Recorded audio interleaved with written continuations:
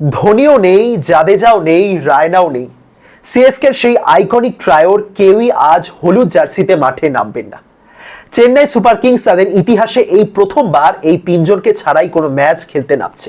রায়না তো আইপিএল থেকে অবসরই নিয়ে নিয়েছেন, ধোনিও চোট পেয়ে কয়েক সপ্তাহের জন্য ছিটকে গেছেন, এবং জাদেজা তো আজ চেন্নাইয়ের বিপক্ষেই নামতে চলেছেন রাজস্থান রয়্যালসের জার্সিতে।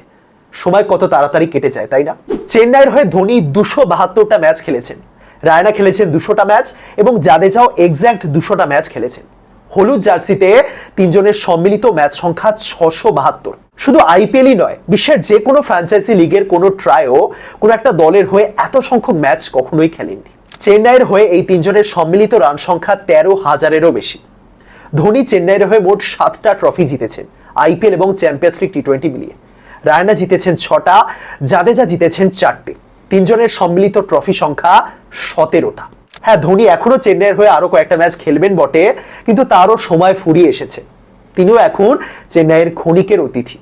আজ ওই হলুদ জার্সিতে টস করতে আসবেন অন্য একজন, স্টাম্পের পিছনে আজ থাকবেন অন্য একজন, বাঁহাতি স্পিন বোলিং করতে আসবেন অন্য একজন, ম্যাচ ফিনিশের দায়িত্ব নেবেন অন্য একজন।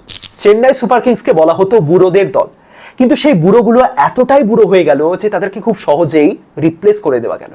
সত্যি কত বড় হয়ে গেলাম আমরা, তাই না?